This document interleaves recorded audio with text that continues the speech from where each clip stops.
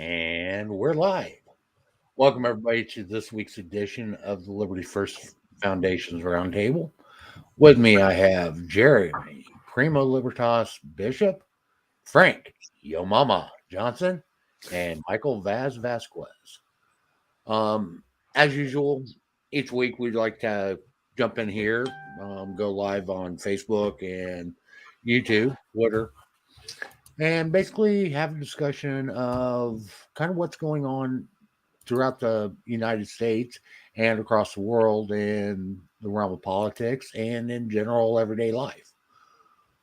With that, one of the things that kind of popped up in one of my news feeds this week was Essex County or Essex school system in Essex, Vermont is under investigation because they are having an extremely high amount of suspensions. And they are being questioned upon their discipline and their support. A sport? Which sport? Like wrestling? Support, not sport. Okay. I don't know this story, so you got me. Yeah, you're catching me completely. I'm out. Actually, you tell. I just saw this a little bit before.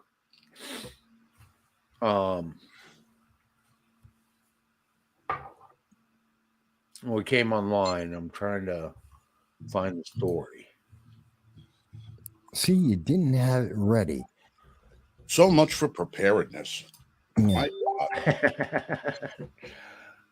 So Whoever said we were prepared. Okay, so right here. Hey, it's Friday. It's been a long week. It's 9 p.m. So we're all tired.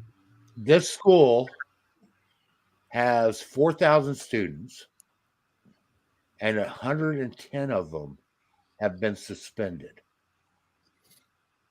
for various disciplinary problems, supposedly. Okay. But they don't detail what the disciplinary problems are.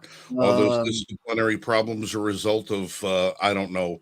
I'm shooting in the dark because I don't know, but would that happen to maybe say a bunch of girls don't want to go into the locker room with somebody who says they were a girl but they ain't? So this is the Essex Westford School District. In 2019-2020, there were 110 suspensions, both in school and out.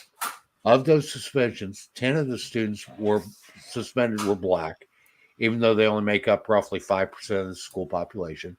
Roughly 40% of the students suspended were on individualized education plans known as IEPs, and those students make up 20% of the school population. There are 41 suspensions for the hybrid 2021 school year, where the percentage of black students suspended dropped to less than 1%. The percentage of students suspended with IEPs remained consistent. When a group of people based on their identity feature experience something, when a group of people based on an identity feature experience something inequitably, it is harmful to source the issue in that group of people. Wait a minute. What goals help school districts recognize? Wait a minute, Mike. What IEP is not a color of skin. It's not a race or gender of people. That's I don't understand. How can they say anything about inequality when you have an IEP? That is a category created by a government entity. It's not a human being. It's not like, let's go to IEP land where there's leprechauns in charge of the government. Who knows? That's useless to me. Yeah, IEP is individualized education plans. So, okay, in other words, kids that have a hard time going with the normal school, trouble students, school flow, basically they're given these specialized plans to allow them to continue in school and potentially graduate by making up their requirements without going through the generalized education system. So these are the old trouble students we used to see where they would get kicked out of regular schools. And this is the special school where they collect all the bad kids, technically. And they all come there and it's like, this is your last chance before we kick you out of the education system altogether or you drop out. I went to one of those. We used to have those. Those are just troubled schools with troubled kids. Lots of reasons why. Doesn't mean they're all bad people, but that's what they were. That's not determined by color of skin, gender, sexual preference. It has nothing to do with anything other than this kid had a problem, which may be temporary. It could be emotional, it could be family, monetary, it could be lots of things, but it has nothing to do with equity. So why are they talking about equity? The thing that I heard is 1% of the black kids are in the program too, which means they're below the national average. Why would they have that conversation? Because there has to always be a problem. The left always has to have a problem. I mean, isn't that always the thing? They're always complaining. I know my computer is having an issue. I gotta hook him up with another computer. I have another one sitting over here. I just gotta clean out the hard drive and reboot it. But am I wrong? Wow, guys? I got two of me. No, there you go. Oh, there we go. Sounds like it too. Okay, I don't know what that was all about, but well, Vermont's been hit, and I'm not too far from Vermont, and actually, in particular, Burlington, Vermont. So a lot of this stuff's been hitting my news stream pretty regularly. And another thing is, the Burlington School District is having a web series on racial equity with a panel discussion on racial trauma. Racial trauma? It's 2022 in America. What racial trauma is there? We are the richest nation with the best lifestyles. There is no point in human history that people have lived as well as we live right now. And what's the trauma? Well, what trauma do you possibly have? Look, if you can't identify the trauma that you are suffering from, paid professionals will delve deep into your psyche and find the trauma specifically catered to evoke the emotional reaction in you that they need to fit the criteria that pretty much sums up their curriculum, as to say, oh well, 25% of the kids feel that they're being racially profiled. 25% of the kids think that their gender is being discriminated against. 25% of the kids think that their imaginary friend should be allowed to go to the gender-neutral bathroom with them in a unicorn suit. Whatever it is, they'll figure out something. They'll figure out something. They will custom tailor some sort of malady to your condition. Because there always has to be a problem. There always has to be an issue. And it always has to be just in time for the next election. It's kind of like what happened. And I see what you're talking about. It's like, I want to get to that, Jan, but it's like Politico announced today, or rather, Eric, the mayor of New York City. Eric Adams just thanked, and they just solved the immigration problem in New York City. Again, they call the problem just in time for an election, and they make you think that they have it handled because they say, we've got this new plan which costs you stupid amounts of money and doesn't actually solve anything, because 9 out of 10 times there isn't really a problem, or the problem was something they created that they didn't fix. Well, I still think they should go back and grab a hold of de Blasio's wife and get that billion that she can't account for. Maybe use those monies to help these downtrodden migrants, facilitate them a better life in a new world. Oh God. Well, the article goes on, and it basically relates racial trauma to PTSD. No, And it no, essentially it's not. it essentially says the impact of racial trauma often shifts the internal narrative about what they can expect, and that leads them to be more or less engaged in school systems, more or less engaged in positive choices and in social development. Training psychotherapist Courtney Casper, who will be also facilitates webinar conversation, says educators need to treat racial trauma as a mental health issue, not a troublemaking behavior worthy of discipline. We are not in Ghana. We are not in the Sudan. There is no genocide going on. What are they talking about? This is America. You want to talk about trauma? Literally, go to Sudan, go over to Zimbabwe, go over to Burkina Faso.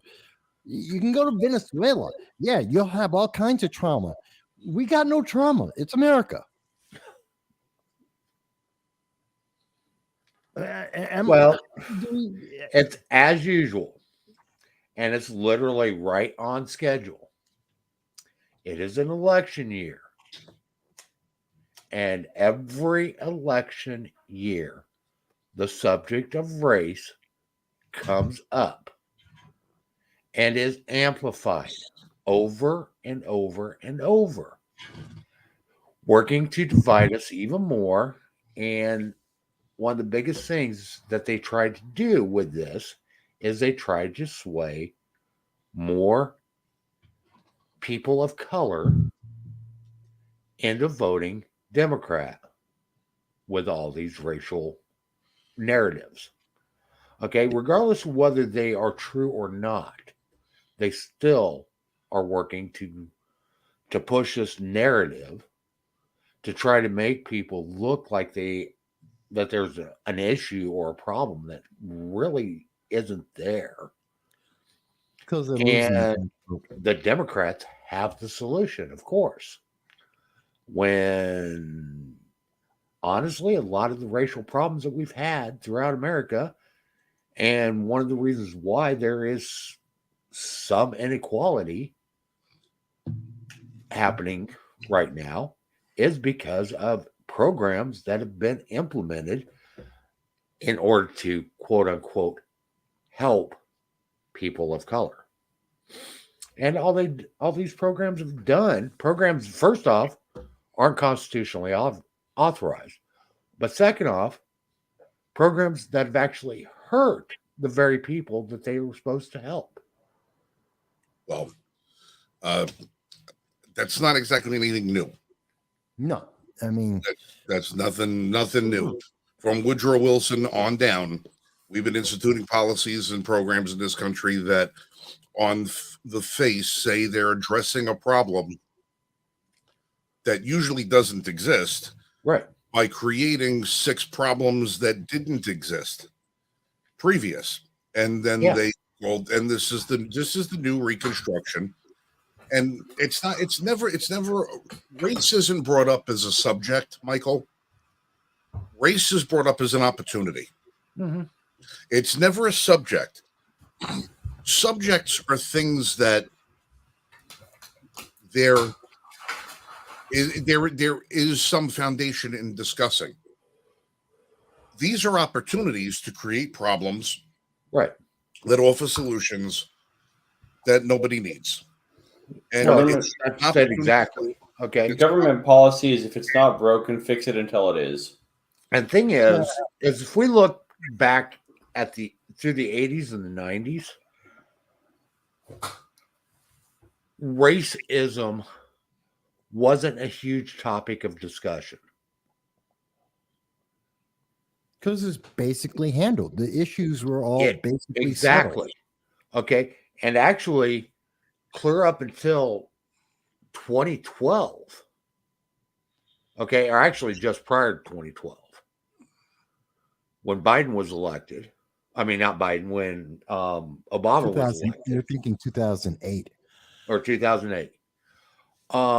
The subject of race and the subject of racism, or the issue of race and racism, and the problems associated with race and racism, really were non-existent. No, it did exist because black people started voting Republican.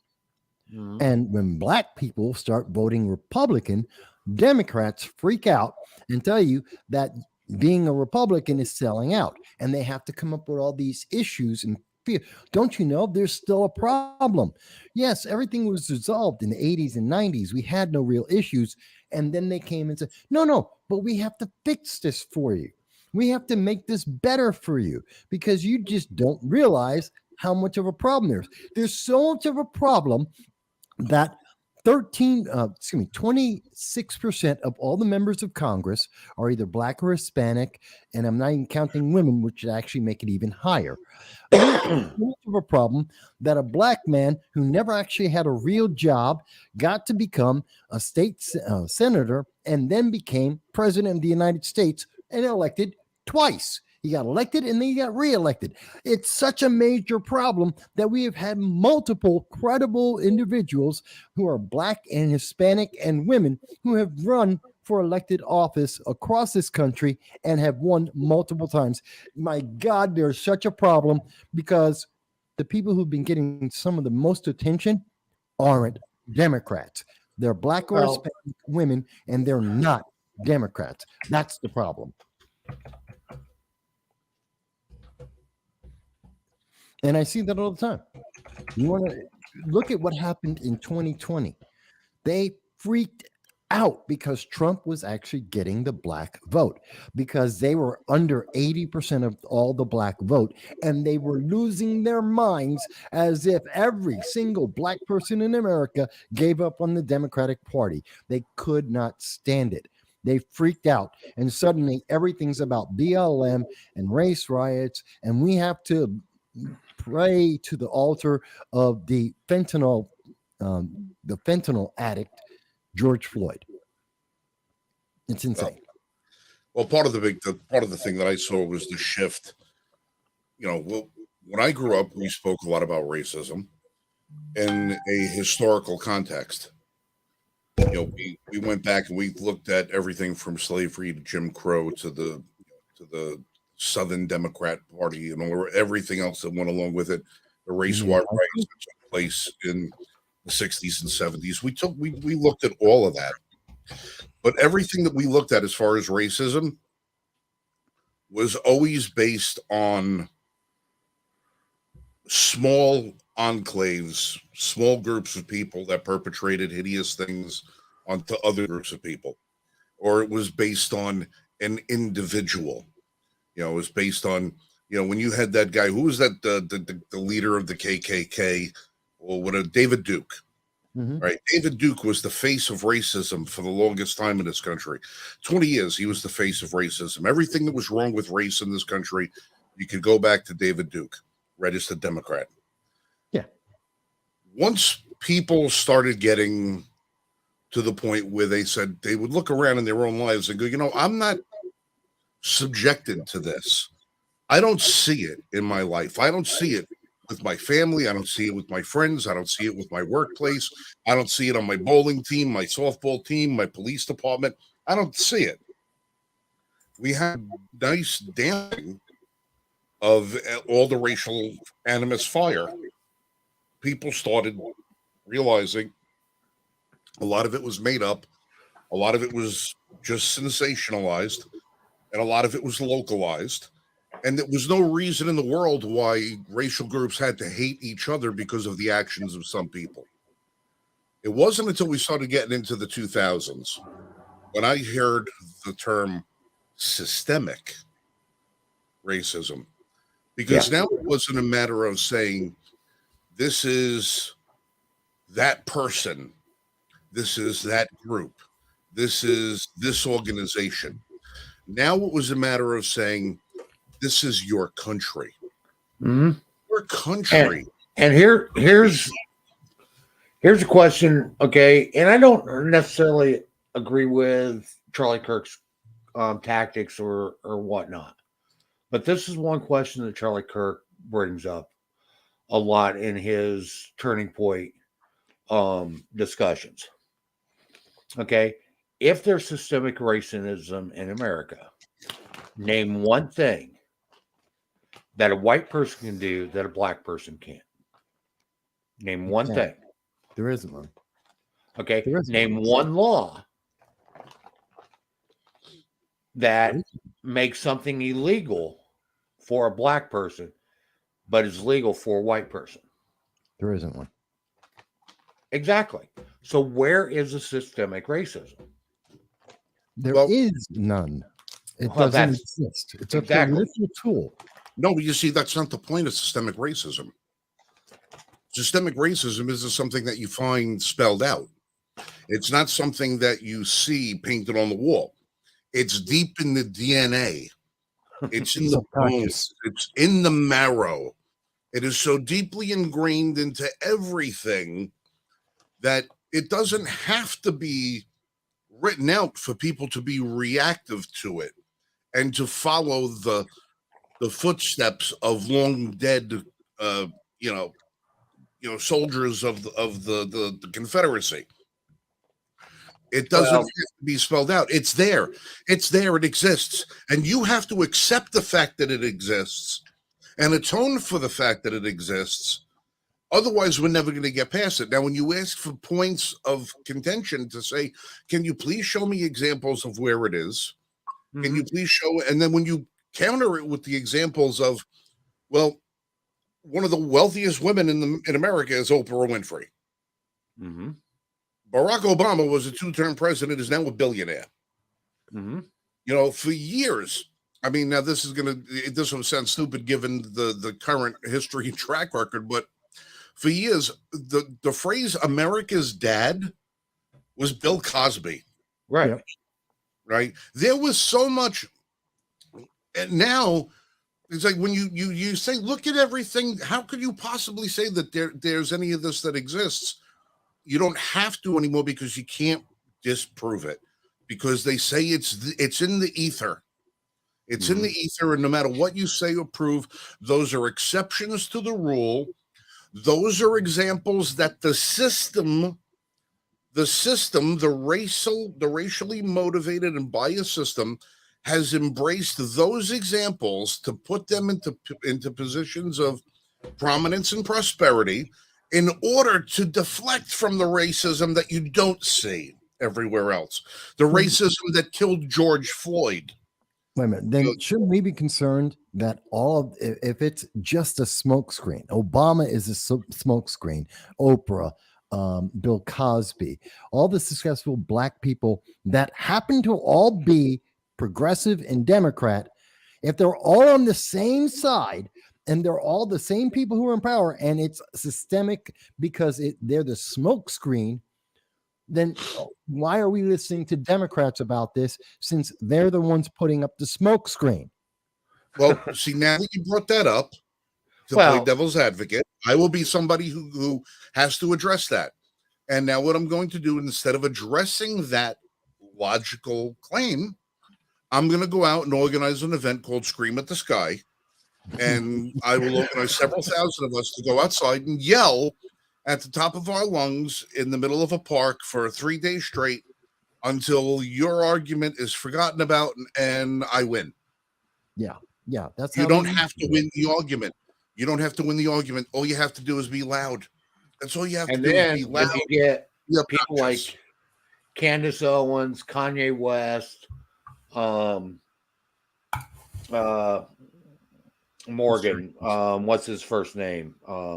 They're distractions. They're meaningless. They're entertainers and they're useless. Okay.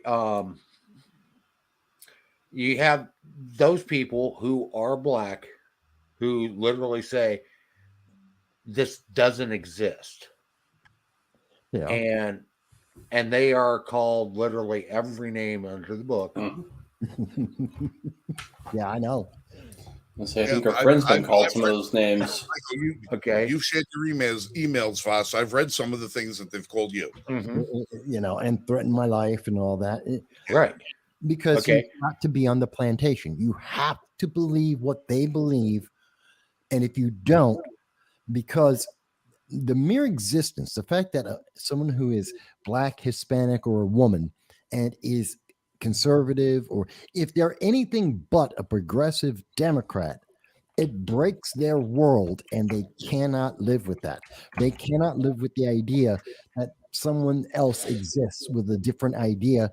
God forbid if they're also successful. They can't live with that because it disproves everything. And therefore, you have to be the devil born again. That's okay. Oh, Morgan Freeman said it. Okay. Mhm. It doesn't exist. And he's in an interview and he said, you and I talked to the interviewer, and I forget who it was that was interviewing him. You and I are examples. Don Lemon. What's that?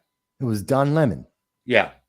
You and I are examples. multi-million-dollar newscaster for CNN. Yeah. That it doesn't exist.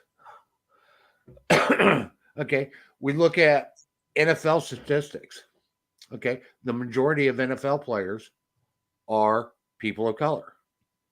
We look at basketball.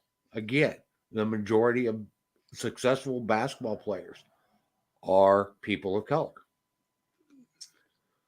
Yeah, but there's Black doctors, Black lawyers, Black, and name the professional. Right. Black people are a part of all of it.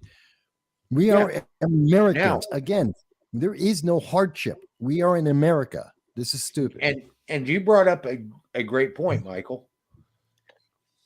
The current amount of Black people in the United States right now is 13%. Mm-hmm. Yet 20% of our Congress is made up of people of color. Yeah. Actually higher. So more than twice the percentage of the population. So again, show me where the systemic racism is, because it doesn't prove out. And I know Frank keeps saying it's in the ether. It's in the ether. It is so embedded that we can't even recognize it anymore.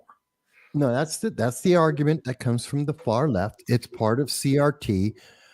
Professor David, what's his last name? I forget now. It's part of the CRT that was created in the 1970s. Is their movement that brings people. This is what critical race theory is all about. They reject Martin Luther King. They reject Gandhi. They are going back to the isolationist and segregationist ideology. Literally, they believe in segregation, something we had a Supreme Court case about, something that was a big mat. They don't want that. They want segregation. They want to be self-ruled. I mean, I had an interview with a guy about 6 months ago, a guy who is currently suing Washington, D.C., so that he can give the city of Washington, D.C., he wants to give the city of Washington, D.C. to Black people. Why? Because of systemic racism. I spoke with this guy for over an hour. He could not give one single fact or reason why Black people should have D.C. There is none. He just wants it. Well, how do you mean to give the city to somebody? They're going to take the land. You have to take. Yes. You have to seize, including any and all private and public properties. Yes. And you have to redeed that. How many Black families or Latino families or Asian families or any other minority families that live in D.C. is he planning on displacing in order to reallocate what they have earned for themselves in order to redistribute it to other people? No, they get to stay, except they don't get to own anything. And by the way, under the Black D.C. self-rule, It would be a self-ruling area. And if you aren't black, you don't have to leave. You just have no power in the government and you can't own any property. I hope you told this guy to go slam his face into a wall a couple of times. No, Isn't, I just embarrassed him for an hour because, or rather, I allowed him to embarrass himself because I asked him Didn't- questions he couldn't answer it. It was. Didn't we already deal with the situation sometime in our past about people of a certain color not being able to own property and not being able to be in government? Didn't we deal with that once? I think we might have had more about that. Could have been I the thought so. 18 Fuck, I guess I was 1700s. wrong, but all right. And well, here's one thing too. Okay. And this is something that's really interesting. Is when Jim Crow laws were in effect, Mhm. blacks were actually doing better. Mhm. Okay. They were financially better off. Their marital status was better. In other words, there were fewer broken homes. They didn't have near the crime rate. That all Okay. changed. Oh, You no. didn't have That all changed after President Johnson when yeah, he started exactly. the war on poverty, which required and was financially incentivized that if you were a black mother on your own, you would get more money from the government than you would if you were a black woman who was married, had a father in the household. Mhm. And they would actually send out social workers from the government to go into the black homes of moms and parents, and the fathers would have to run and hide from the social worker. Otherwise, they would take away all the benefits that they were trying to give. This is a fact. It's documented. They made movies about it. It's so obvious. With what's his name? Darth Vader's voice. James Earl Jones. yeah. James Earl Jones made a wonderful film about that. It's a well documented, well known thing that anyone who happens to be over the age of 45, and I am, would not only know about it, but lived it. I remember that happening in the community. It's vicious the way they don't tell history and the way they don't talk about these things properly, because it has to be about black power. It has to be about black lives need to be saved because somehow in America we are some kind of endangered creature. My God, look at the line of millions of people trying to get into America that would love to switch places with any black American right now because it is a better life than anywhere else in the world. Oh, well, listen, we were talking a little while ago about the systemic racism. There it is. Right there in black and white, clear as day, and present. Why are so many black children fatherless? Mhm. Why are so many black children aborted? Why is there such a tremendous amount of people on welfare that it's encouraged to continue to remain in an unstable environment of systemic racism? It's the racism that's involved in welfare programs that keep people pinned down to the welfare system. Mhm. That prevents Well, it. Frank, And it was nice knowing you. What's that? I said, well, it was nice knowing you. What that I How can dare call you it speak out? the truth? Yeah, Oh, that really. look, I can call it out. I don't care. But shit, I got enemies all over the place. Well, I know. The fact of the matter is, there glad you is brought up abortion, Frank, what's that? because that's Stacey Abrams. Oh yeah, well, hell, if you want to cut down on inflation, go have an abortion. That's Stacey Abrams' Such a if you want to make woman. your commute to work less expensive, go have an abortion. That is your systemic racism. Systemic racism is politicians who continually look to diminish and destroy the minority community family structure in this country. And you look at other family structures in this country, minority populations. Look at Asian families in this country. They're a minority part of the population. Yet per capita, they do educationally than the most affluent white families do. If you look at them on a percentage basis, If you look at Actually, because they're not the target of the welfare system. The targets of the welfare system and the system that's in place that structural racism is the Margaret Sanger School of the Democrat Party that has influenced the black and minority communities to self-destruct for the last 80 years. Jim Crow was only in the South, but the black families who were living up north, whether it would have been in Boston or New York, they were business owners. They had a mother and father in the house. They had children. They went to church on Sundays. You saw them dressed up. Everybody took care of themselves. Their communities took care of themselves. They didn't need government to come in there and tell them how to run their families. When government started telling them how to run their families and tell them, you will be better off if we pay you to stay home and not work. You'll be better off if we pay you to throw your husband out of the house and not be a father to your children. That's when we started having a problem. That's when we started. You want to talk about systemic racism? That's where it is. It's not in the hearts of the people walking around in the street that you see as your neighbor. It's in the open palmed gift hand of government that tells you to do one thing that'll benefit you, when in actuality, all they're going to do is smack the shit out of you and ruin your life. That's your systemic racism. And you brought up another thing in there. Piss me off. Asians, right, predominantly have wealthier households. Mm-hmm. They have more successful marriages, i.e., the divorce rate among Asians is way lower than other races. They tend to be more affluent, have more affluent families. They tend to be higher educated than other races. All the way around, Asians are leading. And if we look at the fact that more Asians have two-parent households, but hold on just a second. You're not right, Mike. They're not leading in getting into Harvard, because Harvard discriminates against Asians. Yeah. Well, they have to make room for the David Hoggs of the world. Oh, yeah. Yeah, they do. Yeah, David Hoggs and other quotas. I was there.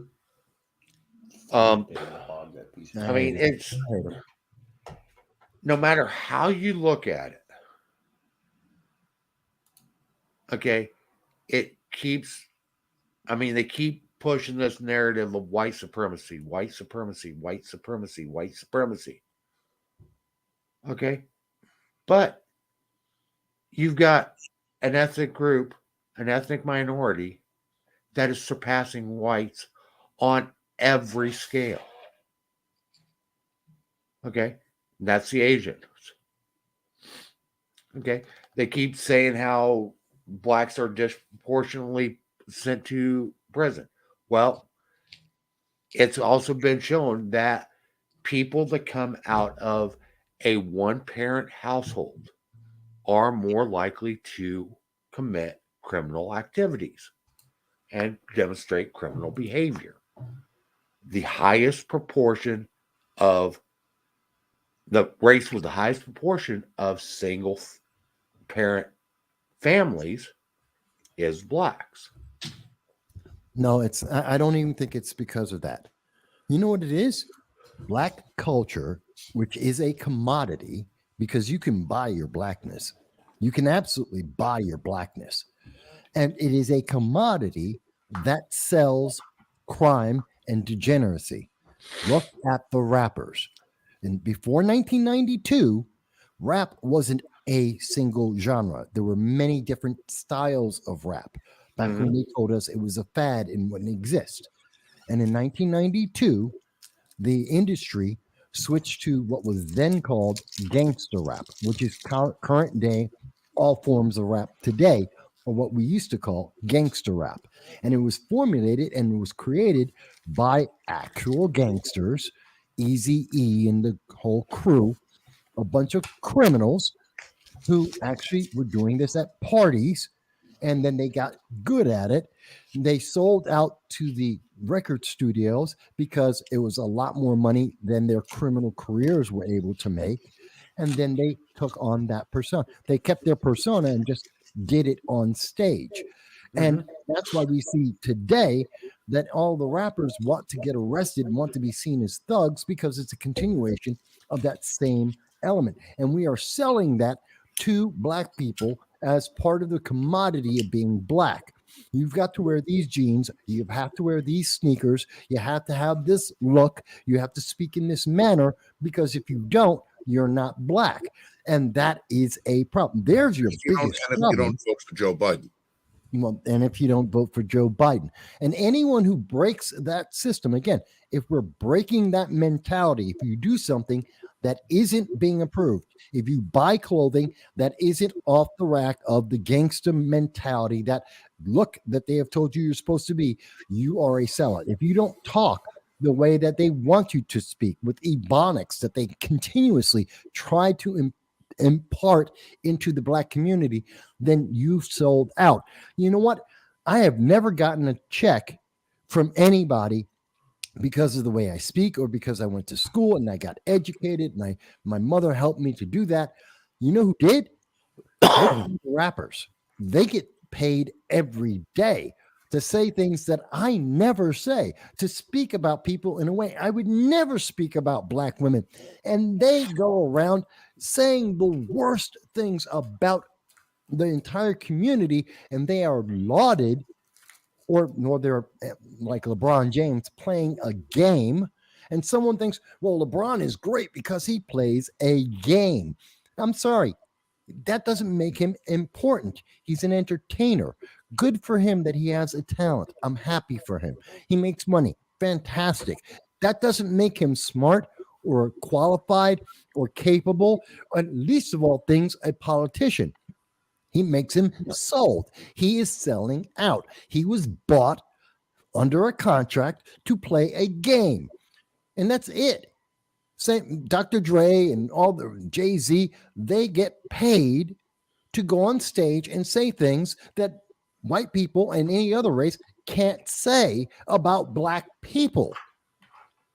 We got to identify it for what it is. It's the culture that is absolutely saying the only way to confirm that you are black is not the color of your skin, because we know the progressives say anyone can be black, or you can be Asian, you can be whatever you want at any given moment. You can be a toaster, but if you have the right clothing and you speak in the right way, well, then now you are qualified as being black. You have displayed your blackness, or your God. It's just, it is so frustrating to me. You guys have no idea how aggravating and how angry I get about this stupidity that goes into this whole thing. Come on.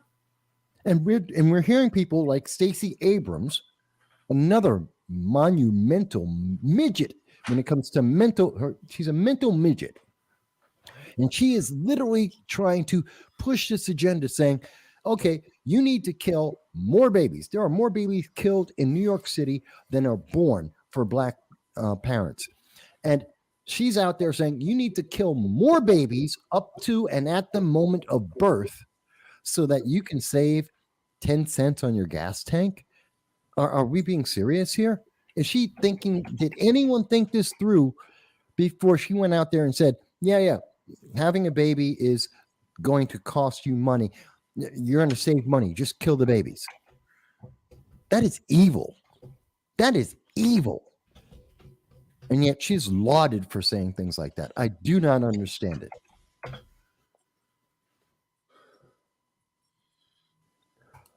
Sorry, downer, but it's true. No, I just don't understand why so many people buy into it and don't see the direct correlation between the two. Fame equals infamy today. There you go. Fame equals infamy. What are you saying, Jeremy?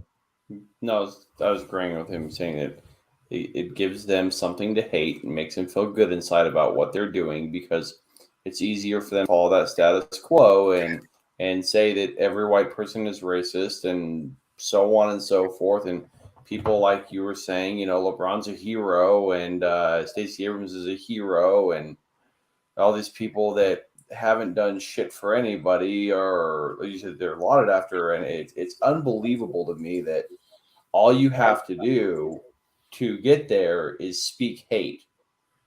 And they talk so much about hate speech and white people hate, and they are so full of open hate, and they're applauded for it. And yet the people that they're saying who are the actual, full of hate, white, MAGA Republicans, are the demise of this country. And we watch what they do every day, and nobody says shit because you cannot go against the status quo. It's terrifying. It's terrifying. I don't even understand where I don't understand these people. So BLM is 60%, 70% of BLM are white, college educated progressives. Okay. And they've convinced they have a bunch of people like Patrice Colors of BLM as the front woman, who is a trained, self-avowed communist. That's her words. And she has used BLM and those white liberals to get $90 million was donated to BLM. She walked away and bought 6 mansions and God knows how much more money, gave her brother $700,000 for in security, whatever. And she got paid. Sean King gets hundreds of thousands of dollars such that he can buy a $40,000 dog. This is what he's doing. They have sold out and they are reaping the rewards, and no one is being made better. I mean, even at least if they were doing something for the Black community or any community, we would at least be able to say, well, there's a silver lining. At least they've done something good. They're not even doing that. You cannot point to anything that BLM, Antifa, Citizen Action, Progressive Leaders of Tomorrow, name your far left progressive organization, and I cannot point to anything that any of those groups have done other than protest, burn down a city, and get people killed. Cannot name one positive thing they have ever done in the last 20 years. Not one. Meanwhile, they want to kill babies. That's not a good thing. They want to take money from you guys and they want to give it to, not me, to themselves. That's called being selfish. That's greedy. That's evil. That's theft. That's stealing. That's not a good thing. They go out and they buy houses for themselves, not the community, not anyone that they're helping out. Hell, they've even gone out and when they have these lawsuits, they go and try and take the money from the people they are raising the money from and don't give it to them. Well, the houses are safe spaces for racial equality. That's what they were called. You can call it anything you want, but when I say, hey, grandma, you've got a house and mom's got a house, my sister's got a house, I bought them all. Well, no, they didn't buy the house for their own personal use. They bought the house because it was a safe space for racial equality. That's filled with their own personal family. Well, those are all liaisons and ambassadors. These are all people that are here to promote the racial equality because the house can't do it on its own. It has to be staffed with people who are trained in the facilitation of racial equality. Yes, and I understand that's the argument they make to try and excuse it, to get away with it with the IRS, but it's so blatantly obvious. And none of this makes any sense.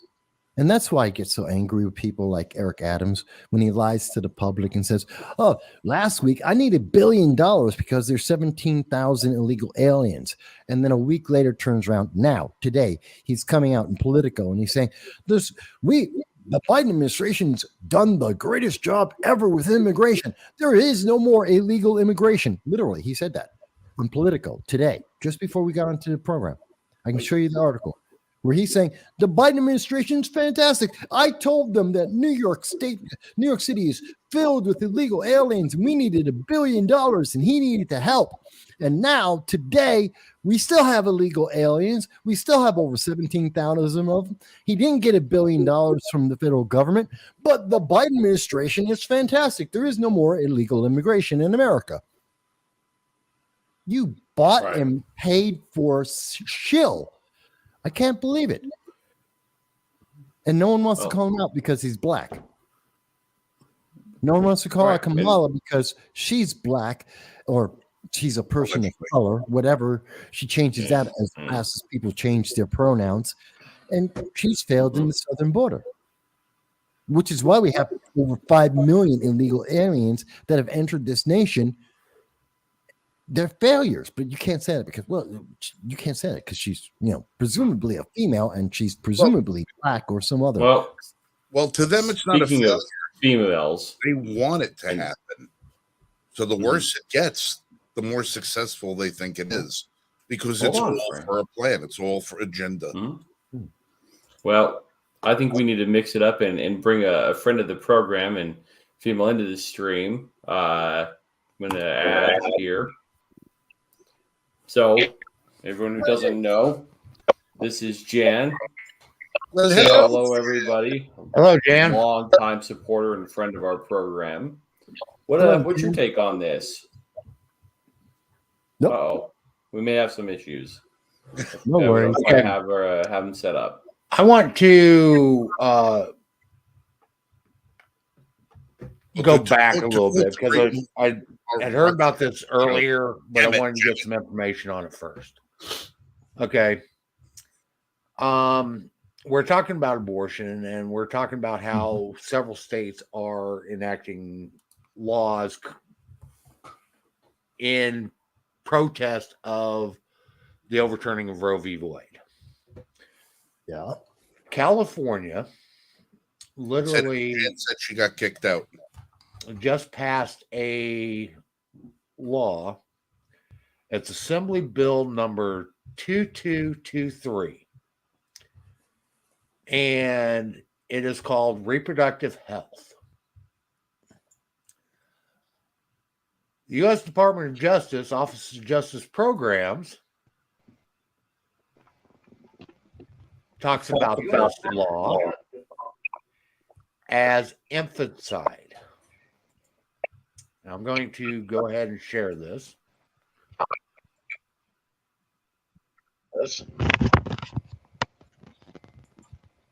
Or feticide. Infanticide. Infanticide. Okay.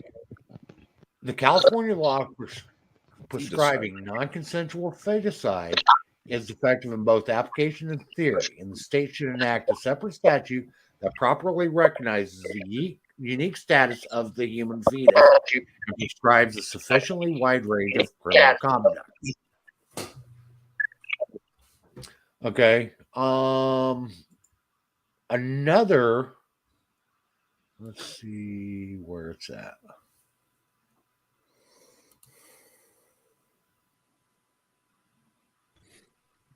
So basically, what they're trying to say is that they are going to, that California is going to allow basically abortions after birth. I think it's Jan's got some feedback. I'm going to mute her mic again for a minute. Okay. California lawmakers amended a bill that would legalize infanticide yesterday. AB 2223 would allow self-induced do-it-yourself abortions at any stage of pregnancy.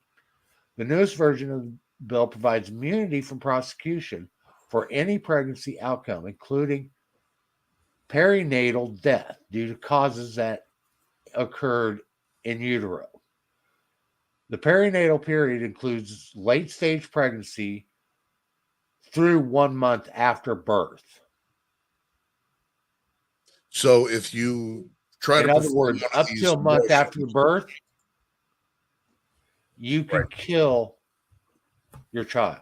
Well, is it they're saying that you can kill the child up to a month after, or are they saying the complications that No. arise from the procedure that cause the then born child to die within a month's period of time will be excused because you never intended to have the baby anyway? So if you do the abortion process as the baby's coming out the birth canal and it survives, but dies 30 days later or within 30 days, that you're not going to be criminally prosecuted. Okay. So if the sponsors of bills want to remove any doubt as to whether the bill allows infanticide, they would have to remove reference to perinatal death altogether. Instead, they remain dead set on providing immunity to women for any outcome of DIY, do it yourself abortions, or other reckless acts that endanger babies in the womb, even if the outcome is death of the child after birth. So, yes, it has to start while the baby's in utero, but if the death doesn't occur until after birth, within 30 days after birth, if death occurs, then they are exempt from any type of Yeah, but well, basically, you could say that you could starve this child. You don't even have to. You don't even have to perform this thing on yourself. Give birth to the kid, then starve the kid for 30 days. Then, when the kid's dead, you call up the police and say, "Well, I tried to abort it on the way out, but it didn't work, and it hung around here for a couple of weeks and then died." You're hitting on it, Frank. It's that the way it is worded, you can engineer or make the report in such a way as to justify killing a child in the first month of life. Yeah. You could it can be easily read and understood that any means of death in the first month is applicable. And if they institute that law, you will see them continue. You will be able to do post birth abortion, murder. You can murder babies. This is murdering babies. This even goes even further. The bill also suppresses evidence of infanticide by prohibiting the use of coroner's report in cases of newborn deaths following self-induced abortions, making prosecution even more unlikely. There you go, Frank. And so you can't even prove it. It's exactly what you were saying. Can't prove it. I say there was I tried to do something, didn't work. Baby died after the fact. You can't look at the coroner's report. Take my word for it. There it goes. Yes, they are looking for killing babies. They want to kill babies. Yeah, and they'll probably try and figure out a way how to wrap that all up in a nice little bundle with HIPAA laws, so to make sure that the law enforcement can't look at it. Throughout this bill, it does nothing but talk about the privacy of the woman. Okay. Yeah. In fact, it says in this, here's the text of the bill. I'm trying to find this one. Yeah, they can't emphasize the privacy of the mother. Remember, this is a child, especially once born, that is an American citizen, separate of them, with its own rights and the ultimate protections of the government, as that baby is ultimately defenseless. You cannot say that mother has HIPAA privacy that supersedes the rights of that born child that cannot assert any of its own rights. That cannot be. That will be thrown out. It is unconstitutional. Now, okay, here's what the California legislature in Section 1. The legislature finds and declares all of the following. A, reproductive justice is a framework created by Black women in 1994 to address the intersectional and multifactored issues that women of color and their families face in society. Reproductive justice is the human right to control our bodies, sexuality, gender, work, and reproduction. That right can only be achieved when all people, particularly women and girls, have the complete economic, social, and political power and resources to make healthy decisions about their bodies, families, communities, and all areas of their lives. At the core of reproductive justice is the belief in the right to bodily autonomy, the right to have children, the right to not have children, the right to parent the child we have with dignity and respect in a safe and sustainable communities.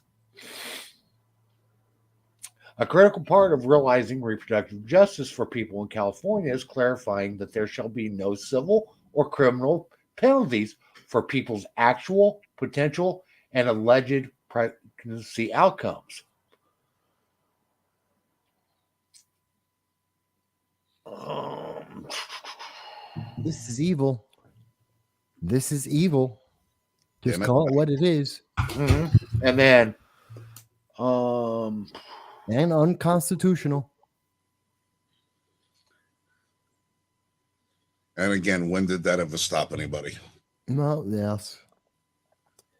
It's not going to stop them. They don't even want the Constitution. They've admitted it. They want it gone, done away with, revamped, made in their favor. Yes, the Democratic Socialists of America and their human rights, as given to them by the UN, a conglomeration that has nothing to do with America. Yeah, no, they're out of their minds. Mm-hmm. okay, I'm actually Really, Jan? Anyone put any There's validity to that? I was big- going to ask. part here that I wanted to read on this.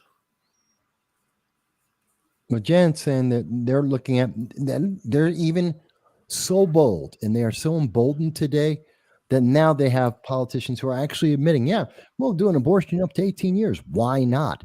I mean, what's the difference? And honestly, what's the difference between if you can kill a child in the first month and blame it on whatever reason they want to create? How could you can kill someone up at any point? You're legalizing murder. At that point, you're legalizing murder. You can always murder anyone at that point. It's government sanctioned murder. It is. It's called the purge. Yeah. And I they think want to do someone it to did- themselves. Yeah, but someone did this Unbelievable. once before. I think it was a short guy in the 1930s. I think he might have had a funny mustache. Name it Cromwell, or am I thinking of somebody else? In the 1930s in Germany? Oh, that one.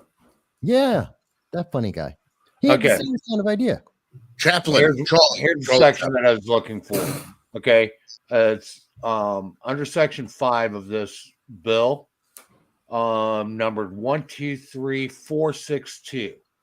The legislature finds and declares that every individual possess a fundamental right of privacy with respect to personal reproductive decision, which entails the right to make and effectuate decisions about all matters relating to pregnancy, including perinatal care, childbirth, postpartum care, contraception, sterilization, abortion care, miscarriage management, and infertility care, accordingly to its public policy of the state of California. That Unconstitutional.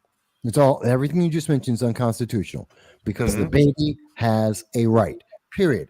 They have a Fourth Amendment right to privacy. They have a Fourth Amendment right to the Second Amendment, to First Amendment.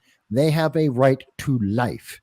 And it is because they are defenseless, it is unbreachable. It is the most adamant, stone-clad guarantee of life above and beyond anyone else in America because they are a baby and they are defenseless and they get the ultimate in every question you must defer to them because they have no choice.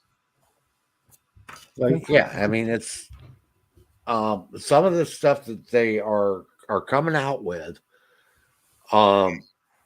in response to the overturning of Roe v. Wade, which essentially said states have the right to make their own decisions on whether or not they want to allow abortions, is just Wait a minute. out of this I'm world. okay with them making a choice. And tell me if you guys think I'm wrong. I'm okay if California wants to say they want to have late term abortions, just like New York did. Okay, that's the state. I agree with states' rights. They have that right. Mhm. What we're talking about now is murder. It is a justification Oh, of it murder is.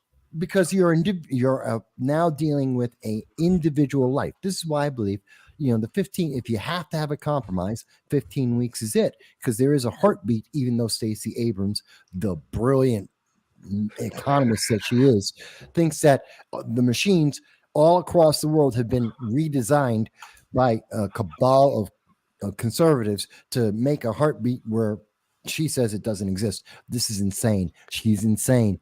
But anyway, Oh, one of the things that they are talking about is up to what they call the quickening. what? Um, Have you heard of that, Jeremy? What's a quickening? I don't know. I was trying to find the politician who wanted to allow abortion up to 18. Quickening? okay, which is roughly about 13 weeks. The quickening is when a pregnant person starts to feel their baby's movement in their uterus or womb. It feels like flutters, bubbles, or tiny pulses. Quickening happens around 16 to 20 weeks in pregnancy, but some people may feel it sooner or later. I get the quickening when I go on roller coasters. Yeah, I thought it was Highlander. I'm thinking like, what's this? You got to behead somebody? What are they talking about? So essentially, once the baby starts moving around in your uterus, at that point, they are considering it alive. And that's basically 15 weeks, like you're saying. I'm going to say that baby was moving long before you felt it. Oh, I imagine it was too. Okay, but that's what they're claiming is. Nope. You're too quick on the gun for me, Jeremy. I know. Sorry about my brief departure. I heard the unmistakable sound of a dog nearing the epitome of puke. So I had to run downstairs and let the three maniacs out. So essentially, it's getting to the point where, and they keep expanding it out further and further and further and further. And soon it's going to be up to 1 year of age, up to 2 years of age, up to 10 years of age, up to 25 years of age. Okay, because if they are still in college, parents are responsible for their children's financial well-being up to age 26. It won't even matter because once you get past once they are born, once that child is born, any law that justifies the murder of that living being, I don't care how they want to reword it, I don't care how they want to redefine it, how they want to change all the definitions. Once you are murdering a living, breathing, I think that's true of abortion, but we're going with the left's ideology. They have a living, breathing baby ex utero. This is a baby out in the world. The moment they justify murder of that human life, then every human life is just as circumspect, and they can kill anyone at any time, any reasoning. And we saw that in 1930s Germany, and we fought a world war to stop that kind of thinking. It is sickening. Well, here's the thing. Okay, there are very influential people that are pushing for population control. Well, this is a means of establishing that. But at what point as a society do we stop and you say to somebody, I don't care how skilled a craftsman you are, how good of an athlete you are, how good of a writer you are, how good of whatever it is that you do, once you start advocating for the murder of somebody, every one of your arguments is therefore null and void. It's these people who go back to the same thing and say, well, Mussolini was a bad guy, but at least he made the trains run on time. Hitler was a bad guy, but he was a hell of an artist. At what point do we say the people that write these laws are no longer welcome in a normal society, where every one of their arguments at that point, every one of them, doesn't matter what it is. If they say the sky is blue, I'm not going to believe them. At what point do we say enough? These people, they cannot occupy the forum of humanity anymore, because once you start advocating for murder and justifying it, saying, well, it was only a year old, it was only a couple of weeks old, at what point do we call it for what it is, and it's pure evil? Well, and here's the thing. Okay, this is a step, like I said, to population control. It's also a step to be able to start children with Down syndrome, children with other developmental disabilities, or what have you. Okay, it is a means of being able to utilize these types of laws to basically euthanize these children that are actually very capable, but because we don't see them as the same as us, they need to be eliminated. Okay, Well, this is eugenics all over. Yes. Well, look, this goes back to sperm banks, man. Look at sperm banks. When you had women that didn't want to commit to a relationship but wanted to have a kid, what did they do? They went in and they read the profiles of all the different donors that were out there in order to try and select a progeny that would best fit their idea. They wanted a certain hair color, a certain eye color, a certain height. They wanted to make sure the father was intelligent or athletic. That evolved into, selective abortion. I don't want a baby girl, so I'm going to abort it. I'm going to keep aborting the baby until I get a boy. And then it gets into, Mr. and Mrs. Jones, your child is going to be born with Down syndrome. Do you want to keep it? What happened to potluck? You get what you get. And you deal with it. And now they're going to do it after the fact. Okay. And now they're going to say, okay, well, your child's autistic. Yeah, he's 10 years old, but he's autistic. So you can go ahead and terminate him if you choose.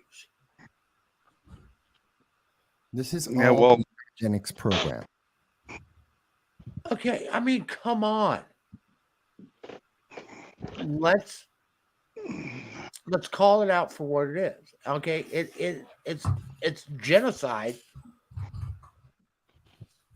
Yes. Okay. And I mean, it sets the groundwork of, okay, you don't fit our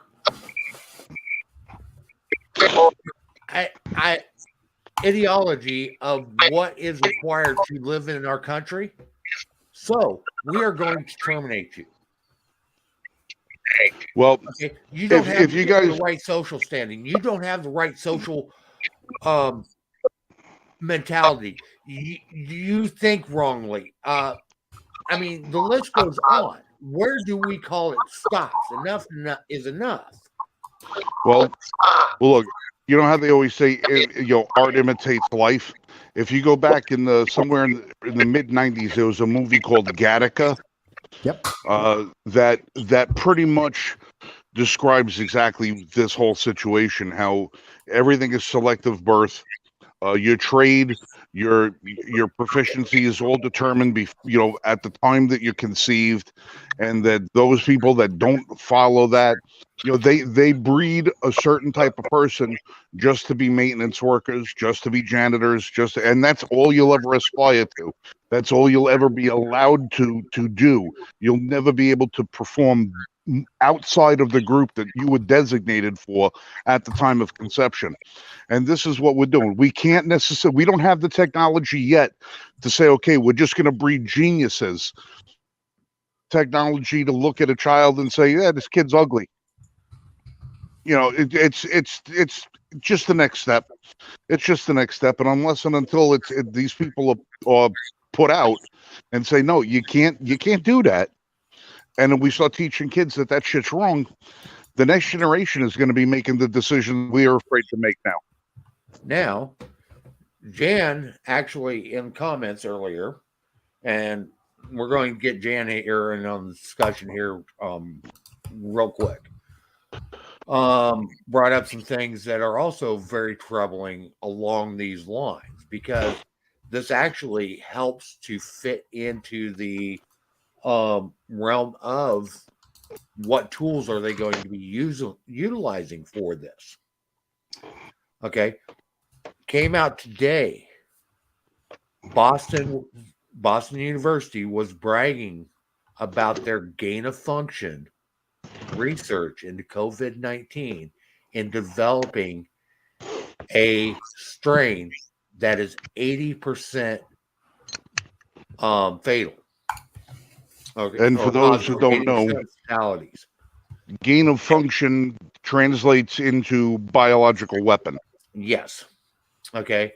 So they've developed a strain that is 80% lethal and is even more communicable than the Omicron version. It's illegal to do that on U.S. soil. That is why we have bio. They don't call them bioweapons, but basically bioweapon labs in foreign countries like the Ukraine, which is a bioweapons lab level 3, if not 4. That's why they have it. So that we can do these testings, and that's why we did the testing in the first place in China, because they don't have the same regulations, because you can't do that on U.S. soil. How did Boston University do this? It's illegal. And the strain should be instantly destroyed. It is a crime. It's only illegal if you get caught. Fucking caught. They've exposed it. Look what we did. We are so proud. They're criminals. They've created a bioweapon, and they've just told the world about it. That is literally wars start over things like that. You've just said, hey, we've just turned the common cold into a nuke. Mm-hmm. And you don't have the cure to it. That's right. That is a threat. That is a weapon. That is a talk about weapon of mass destruction that no one can control. It is stupid. I saw the thing, but why in the world did this is gain of function? This is what Fauci was on trial for, and when he was speaking with Rand Paul, this is something that we should never have seen. Okay, this is from Fox News. Yeah. Okay, I'm actually going to go back now and show this isn't just on Fox News. Okay.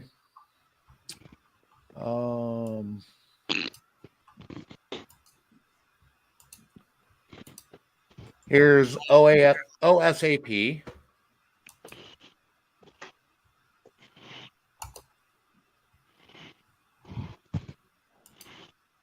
Okay, just as soon as it comes up.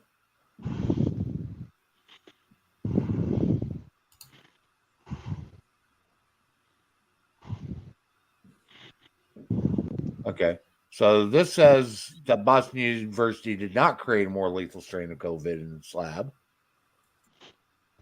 Because all of a sudden there's a huge backlash when this story broke, trying to walk this back.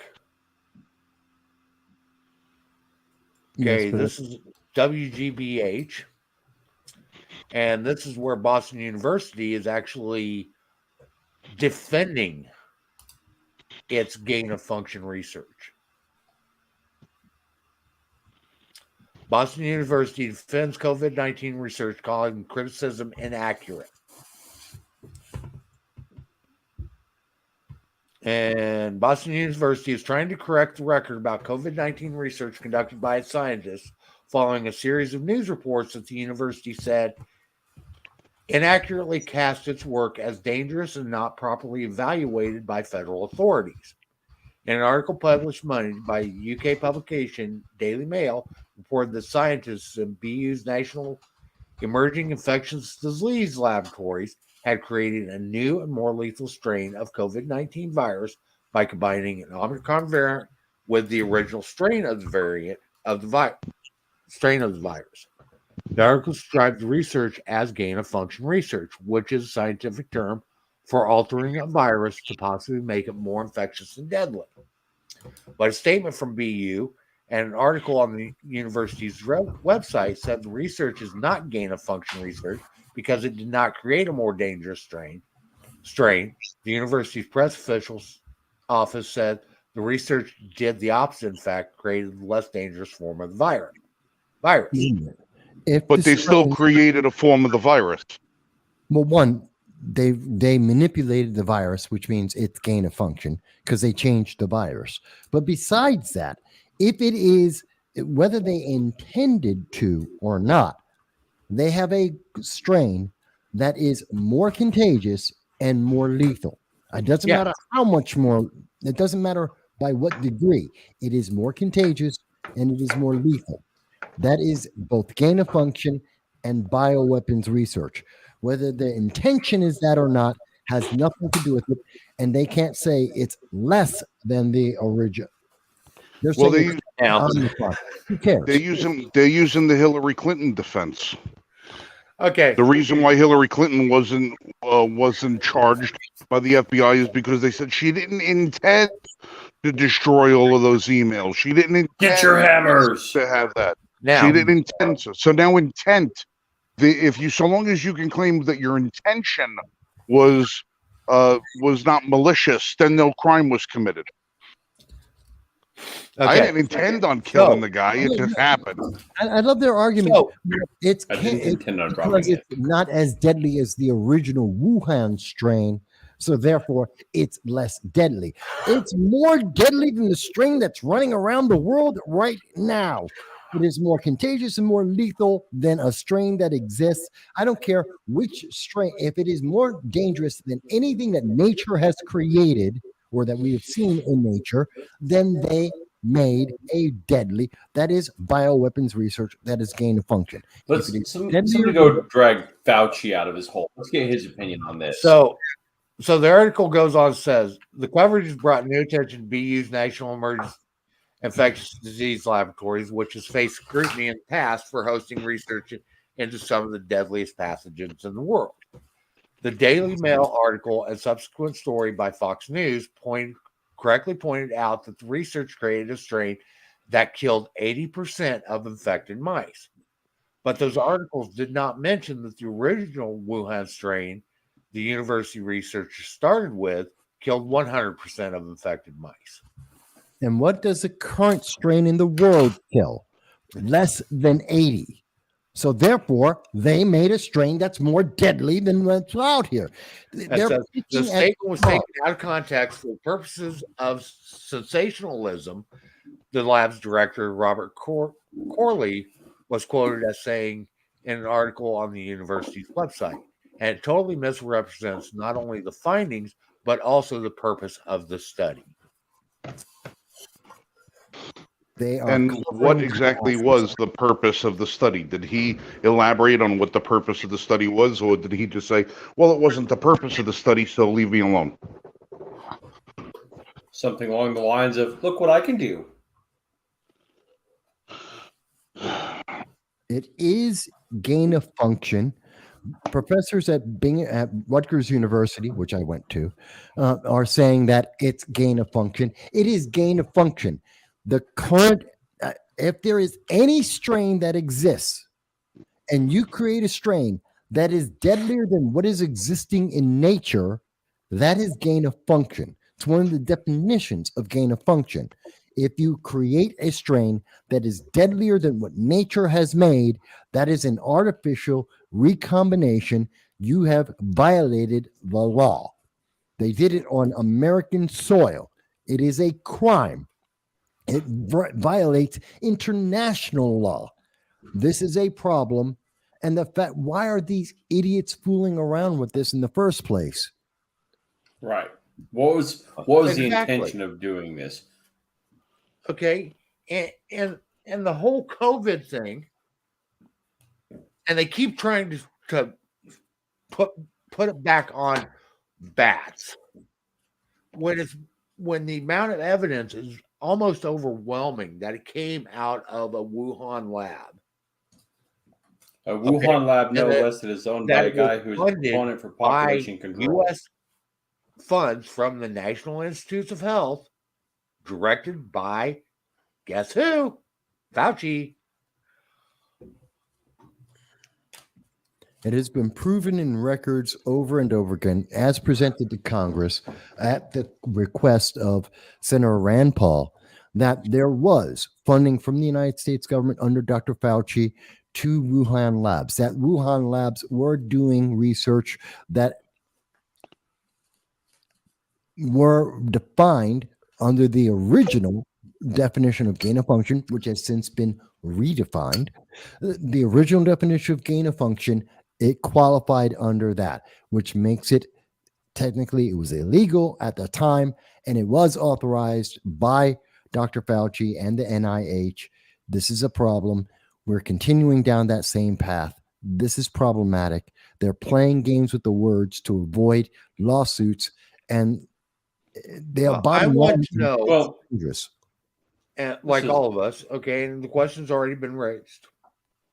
Why in the hell are we doing this type of research anyway? right. Because we do bioweapons just like the rest of the world does. Okay, We just call it research. Okay, I mean, bioweapons have been made internationally under international treaty illegal for how many decades now? Well over Right. half a century.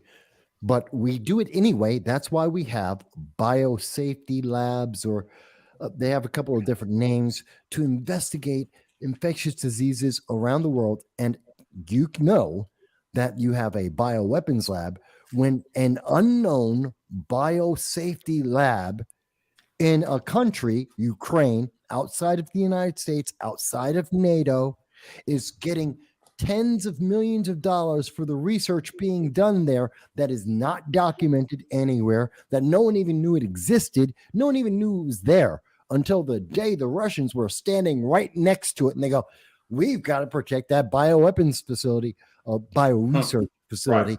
And everyone's going, And what? What We have one facility? where? What do they do? And how much money have we spent on it? Oh, don't worry. We Right. spent tens of millions of And dollars. then we find out that And they not only every- have one, but they have 30 of these labs spread out to Ukraine. I know. And that's because it's not on U.S. soil. So it doesn't fall under U.S. law. No one else in the world knew about it. And they claim that it's just low-level research. Then we wouldn't, if they're trying to figure out the best strain of wheat, no one cares if Russia comes in and takes it. It's not going to change the world. Who cares? No, We they're lost worried money. about the Oh, no. release of a world-ending disease. There you go. That's why they said, "Oh, don't hit this location." Why? Oh, hey, you know, while you're there, just stay away. yeah. Mm-hmm. It'd be interesting to see if the Bill and Melinda Gates Foundation have money in any of those labs. After I he guarantee went that on they record and said, we are not prepared for a pandemic, and all of a sudden, fucking boom, a lab that he owns 20% of, that his foundation owned 20% of, releases a pandemic. He's a proponent for population control, so Yeah, we're all going to be dead and buried before any of this comes to the light to the public. Now- Anyone can be held accountable. Anyone who can be held accountable will be dead and buried. Yeah. Okay. I know we're going through a lot of things really quickly, and we probably aren't giving any of these things the justice said it that they each one of these or could be the their own true stream. attention that they deserve. Oh God, we can spend weeks on each and every one of these subjects. I mean, weeks. Exactly. And I want to keep things moving because Biden, in an announcement this week, said he is going to be releasing more oil out of the strategic oil reserve. Because he's However, it's going to be profitable for the taxpayers. Yeah, no, it's not. Never can be. Can't be. Cannot in any. You would have to do government math with what is that?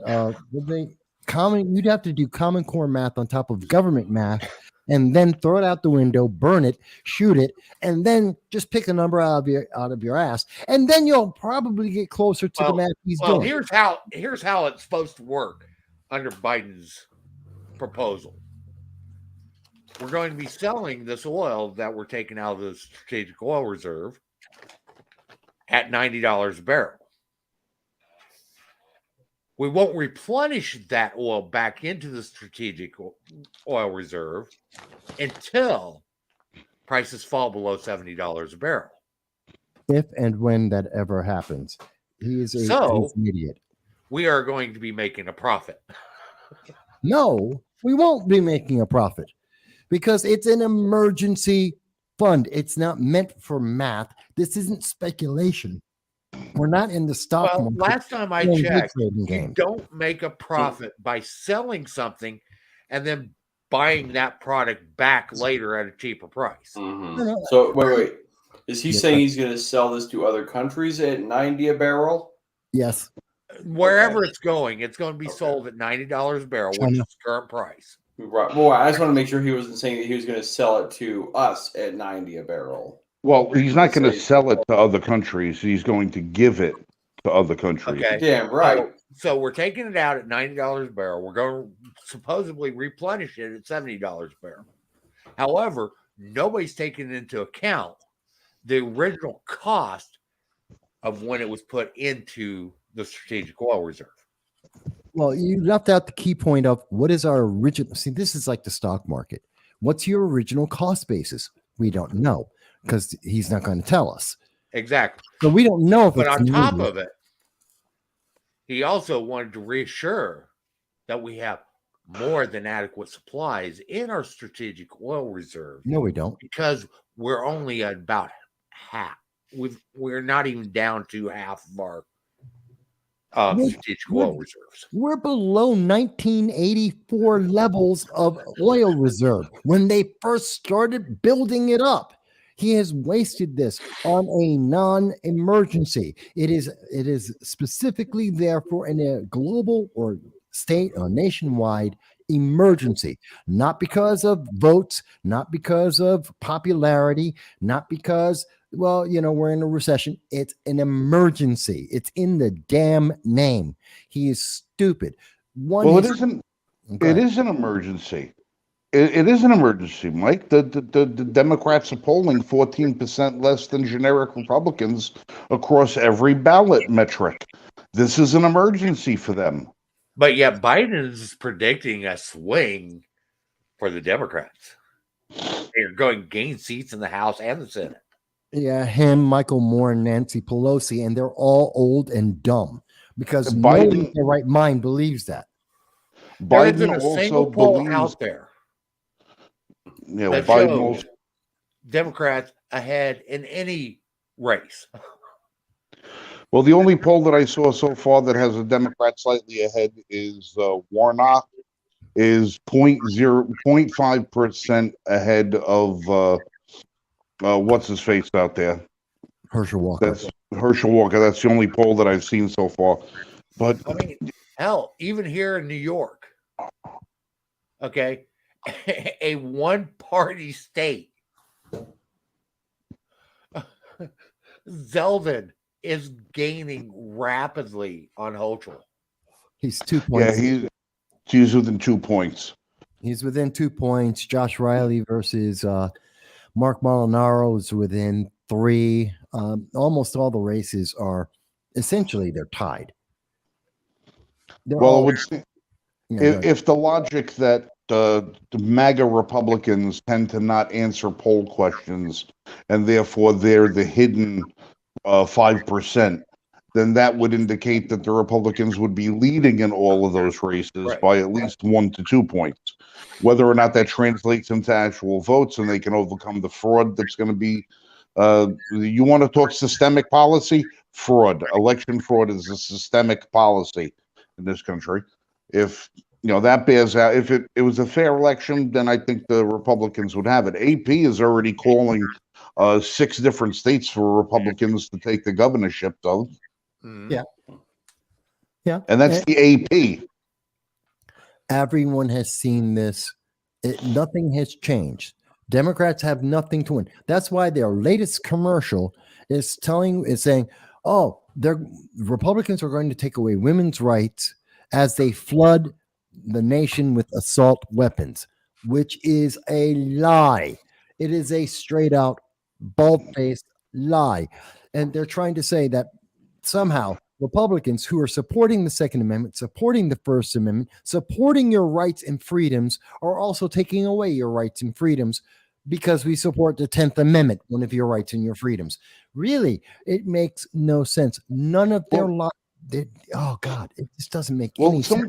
Somebody let me know when the assault weapon flood takes place so I can go out and grab a couple of buckets and grab me some. Yeah, because everyone that I own, I had to pay for. I'm waiting for them to start giving them out. Oh, I've been. I'm still waiting for these the free drugs that my parents said that people were going to promise me. Mm-hmm. Well, you haven't gone near those vans that say free candy on the side of them. No. I fall for the ones that say free Pokemon cards. Oh, and speaking of, well, real quick, Michael. Speaking of guns, as of today, Canada, you can no longer buy a firearm. You can no longer transfer. You can't buy, transfer, gift a firearm of any kind to anybody. It's done. The next step for Canada is gun seizure. That's the next step for Canada. So you people up in Canada living under Castro Jr., well, we're not going to take your guns. Yeah, well, our Canadian brethren, you all fuck yourselves. This says and you did it good. But that's just one step. Oh no, the handguns were 2 months ago. Yes. This is all guns. It's now all guns. You can't transfer, but that's it. It's done. It's done. I'll have to dig deeper because this is saying like as of today. So I'll have to go back and dig deeper. Yeah, he did it with handguns first. Now he's done it with all firearms. He opened up the class to all classes of firearms. Motherfucker. Yeah. So our friends up in Canada, if you have guns, if you were stupid enough to register them with your government in the first place, congratulations, you are now a subject. If you have ones that aren't registered, I suggest you put them someplace where they're not going to be found. Because believe me, you're going to need them. They're going to come for them. They're coming for them. They're coming. These are the people. Remember, our Canadian friends, they were under stricter lockdowns during COVID than we were here in America, where they were going into churches, private businesses, homes, arresting people. If you had a family of 5 living under the same roof, they were taking people out. At least they would take one person out and relocate them because you couldn't have more than 4 people under the same roof. So if you had a family, a husband, a wife, and 3 kids, one of you had to go. So you didn't fight back then when you had the means. Now they're going to take the means. So congratulations, Canada. As Australia enacted very strict and harsh gun control not that long before the pandemic hit. And look at the way the government went insane enforcing COVID rules in Australia. Because they knew they would have absolutely no resistance. Exactly. And this is why Venezuelans are the largest number of illegal aliens trying to enter America at this time, because their government did the same thing. Exactly. They took the guns and then they went after the people. And Yep. the thing is Venezuela was one of the richest countries in the world until they started enacting all these socialistic programs. America was doing fantastic a month before Biden got in.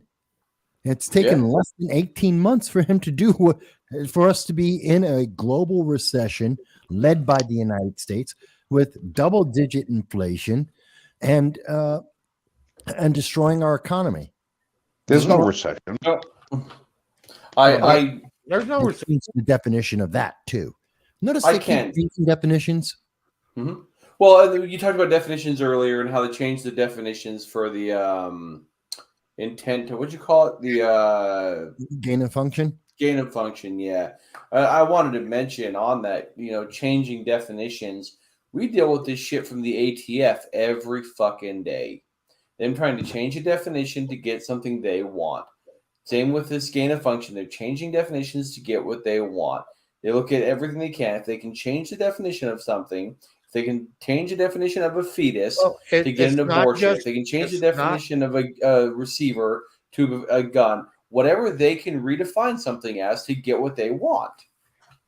But it's not limited to the ATF. It happens in Border Patrol or immigration. It happens in the EPA. It happens in OSHA. It literally happens in every executive agency. Whenever they want to enact strict regulations, all they do is they change a definition. Okay, so let's just do it without congressional authority or congressional input. Fuck it. Let's just change the definition of murder to oxygen preservation. Fuck it, right? Doesn't matter. That's what they're doing. Whatever they can do to fit their agenda. And everyone sits by and watches and goes, oh, well, it's too late. I can't do anything about it. It sucks to be us. Now, well, it's not only a matter of changing definitions, it's eliminating definitions. It asks them, please give me the definition of what a woman is. You're right. And they can't. They won't. Because it's gotten to the point where rather than come up with a new definition, just eliminate the definition altogether. And then you can take that one thing and say it no longer exists. If we can't define the word, then the word means nothing. And if the word means nothing, then it doesn't exist. That's why mother are now replaced by birthing people. Now let's go into one fact on this. Okay. We tend to bash on Democrats because they are the most egregious on trampling our Constitution.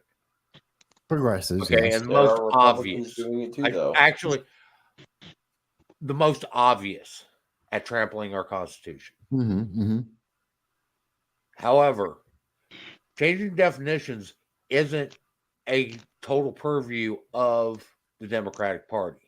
Changing definitions happens regardless of what party is in power. But it tends to be differing agencies that are changing those definitions.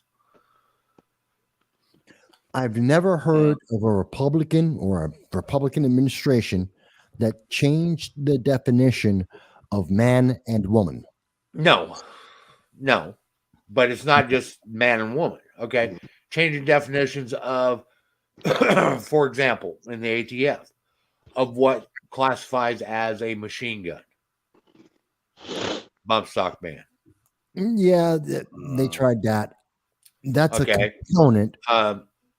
Changing definitions of, there's a lot of definitions that were changed from that were enacted under the Patriot Act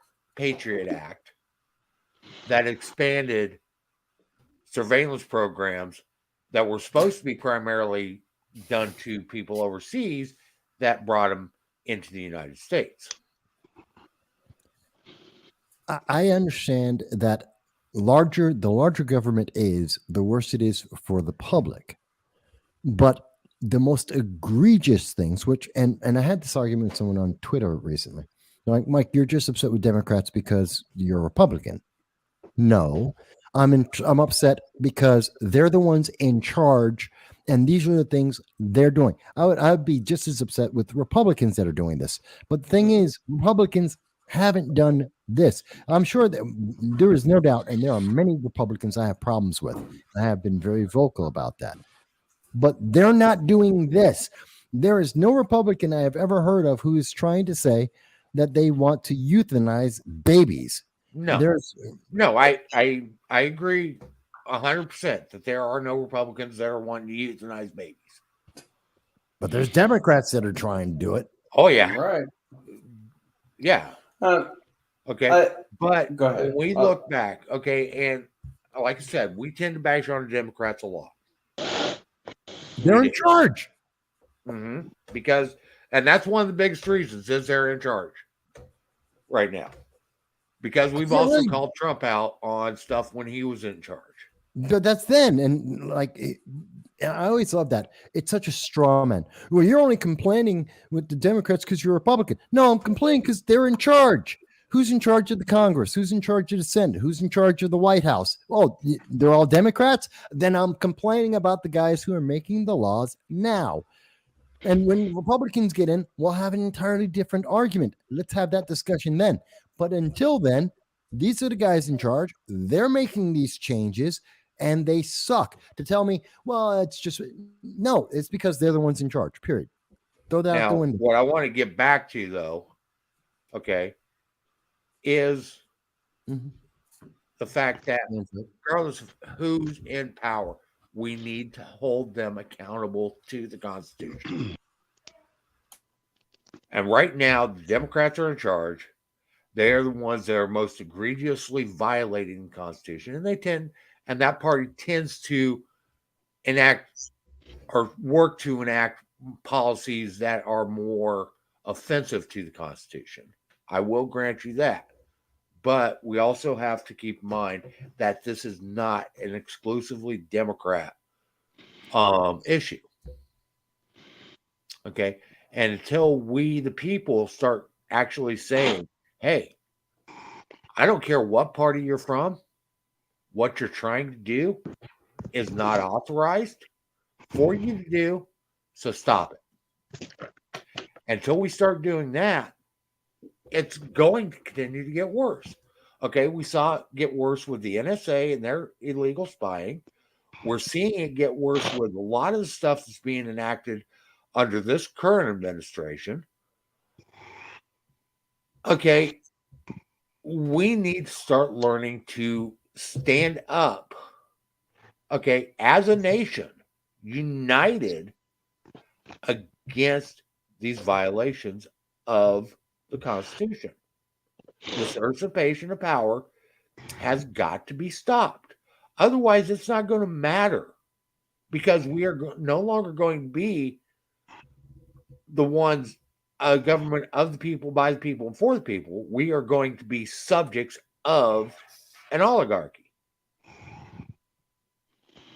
Well, we're pretty much there already. I mean, so much of what we deal with on a daily basis is just it's a placebo.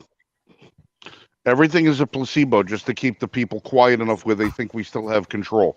When your rights can be taken and trampled upon at the drop of a hat, they're no longer rights.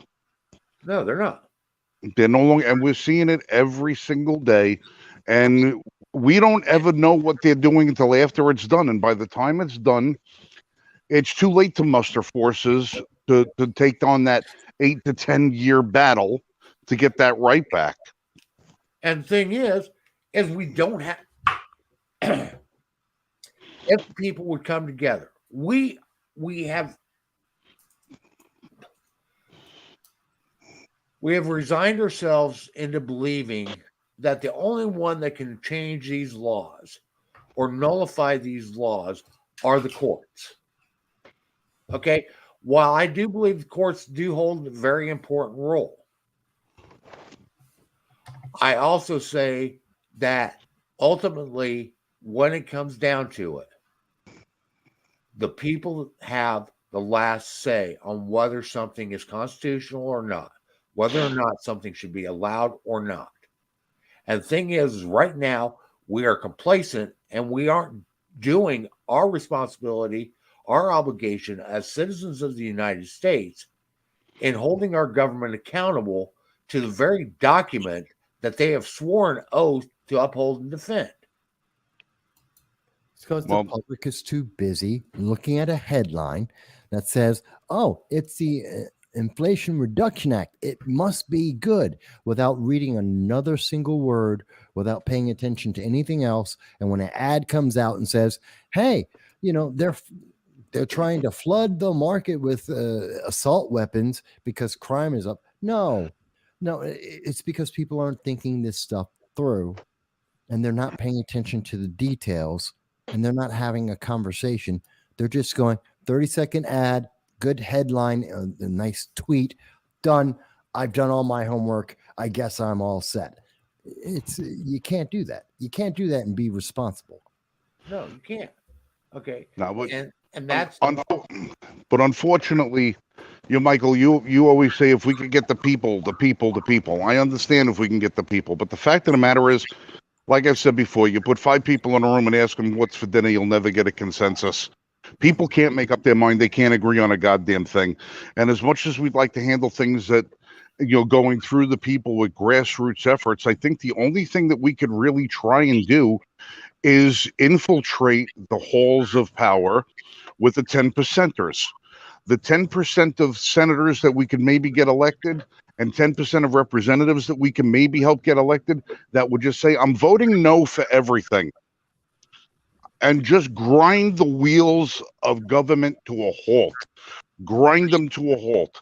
Just get enough people elected that will say no to everything, that nothing can get passed, nothing can get done, and then that frees up the time for the courts to be able to catch up with the litigation that they keep passing faster than the courts can hear it. If we can get the halls of power to come to a halt, we might be able to get an upper leg on things. We might be. There's not enough guesses to pass. It's not just at the federal level either. It's at every level in between. Right, it's at every level, but there are so many good communities that work fine that they don't need to be tampered with. They actually do the right thing at the community level, at the city level, state level. At the federal level, we need to get 10% of our representatives to just say no. Vote no on everything. Doesn't matter what it is. Spending bill? No. Military bill? No. Raise the debt ceiling? No. Cause so much mayhem where they can't get anything done. Grind it to a halt. Grind it to a halt. If they can't pass anything, they can't spend anything. And then the only thing they could possibly do is try to go around the legislative process through administrative processes by changing the directions, which we've already had the Supreme Court rule and say, you don't have the authority to do that. And then maybe if we have enough Marjorie Taylor Greens in the House or the Senate, that'll say, you know what, I'm voting no on everything. I don't care if it's good, bad, or indifferent, until the people understand what it is and until the bills are simplified where it's one page. You tell the people what you want to do, let them understand it, then we'll vote on it. One page. Also, to take away the ability to put anything else in a bill that is unrelated. Yeah, they got to change. You got to get the bills to come to a complete halt. And then you got to get new rules passed in the House and the Senate, because the rules in the House and the Senate are not mandated or dictated by the Constitution. No, they're not. The House and Senate can make up their own rules. Yeah, so and they are constitutionally authorized to do so. Right. But if you can put a halt to everything that they're doing and say, okay, we're going to rewrite the rules now, and this is what the rules are going to be. Otherwise, nothing is going to get done. And guess what? If you can't get nothing done and you go back to your constituents and you don't have the big payout that you used to saying, hey, look at all the pork I brought home. Well, you're not going to be around for the next term, are you? So let's start playing by a new set of rules, a simple set of rules, bring everything to a halt. That's probably the best recourse that we have, is to just start trimming out the dead wood in the House and Senate and put in regular people. Let's put our efforts behind regular people who are going to go to the House and Senate and say, I want to run this office because the shit's got to stop. And it would be it could be the party of no for all I care. And what did they say? Anytime I hear somebody say there ought to be a law, I think to myself, there ought not. Right. Yeah. And that's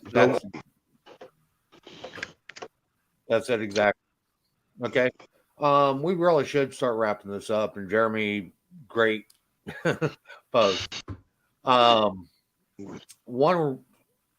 As we're wrapping this up, I want to remind everybody on November 1st, we are going to be starting our first membership drive.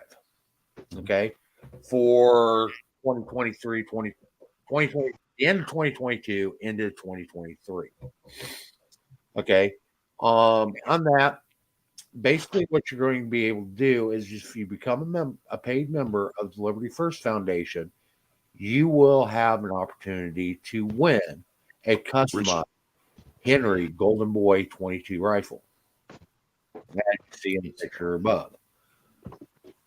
And that rifle is going to be given away to one of our new members. This is going to be limited to the first 250 new members that sign up after we launch on November 1st. Now, some of the things that you will get as a paid member is you're going to be eligible for exclusive giveaways that are going to be member only giveaways. You're going to have access to premium articles, videos, and content that is only going to be available to our members. You're also going to have access to member-only events such as webinars, live streams, question and answer sessions, and educational courses that we are going to be holding throughout the year. Now, this first go-around that we were doing, we're going to be doing a $15 a year membership. At some point, we will be offering a month-to-month membership, but this current drive is for $15 yearly membership. And like I said, benefits that I just listed out, and there's going to probably be more that are going to be added into that as we develop this new platform that we're going to be operating under. Well, and a benefit, but also a positive side effect of this is this will allow myself, Mike, Frank, Bass to do things to help fight for you and get out more and do other things to support you guys to make sure that your rights aren't trampled on, because this will help us be able to actually get out there and meet with people and host events and go to other events and get other people to get our message and your message and make sure that everything that you need represented is out there and talked about. Now, two of the big things that a lot of people don't understand about organizations like ours is the two L's, lobbies and litigation. And unless we are in a position where we're financially solvent, we can go out and go to Washington, D.C., go to our state capitals and lobby for certain laws, either for or against, or to put our names on litigation to help stop bad laws from being enacted. We are pretty much just like everybody else, just going to be a talking head. We have to be able to finance these activities in order to make sure that our rights are preserved, because unfortunately, America is the land of the free, but it comes with a price tag. And there's only so much that we can do without the funds and the capital in which to fight back. So that's a good chunk of what this is going to be used for. That's exactly what it's going to be used for. Okay. This is a start for us. Now, this by no means is going to give us near the funds that we are going to need in order to be able to start lobbying and start litigation against a lot of these egregious laws. However, this does give us the opportunity to expand our reach. And as we are able to expand our reach, that also gives us the opportunity to raise more funds, because lobbying and litigation, neither one of those are cheap. In many of these cases, you're talking tens of thousands of dollars up to millions of dollars in order to actually run it through the full course. You're talking thousands of hours of lawyers' fees. Okay. And Lawyers' fees, research fees, Mhm. man hours, travel time. There is so much that goes into trying to be able to launch an effective legal campaign to preserve our rights. That's why you'll see a lot of different organizations will pool resources together and have a consortium of groups go in and file, where one group will file, then other groups will attach themselves to it as they're able to help finance the suit. We've been able to contribute a lot of our own thought analysis and verbiage to organizations that have already established themselves. It's now time for us to step up to the plate and be taking the lead on some of these things at the levels that other groups don't really focus on, and that's the locality, the local level. Where these groups go after the federal level, we have to be able to get that ball started at the lower level where we can find ourselves most effective. So if we can win cases at the lower level and push them up through that gives the bigger organizations an opportunity to take the ball across the finish line. But until those cases are brought to bear, they're not going to be heard. And if we start setting precedents at the local level, those precedents will help the fight at the state, at federal levels as well.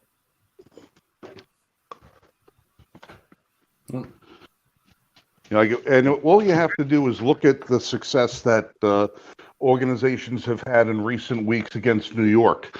Ever since the Bruin decision came down from the Supreme Court, there have been no less than a dozen cases filed and at least 4 judgments made reversing some of the new laws that New York has instituted.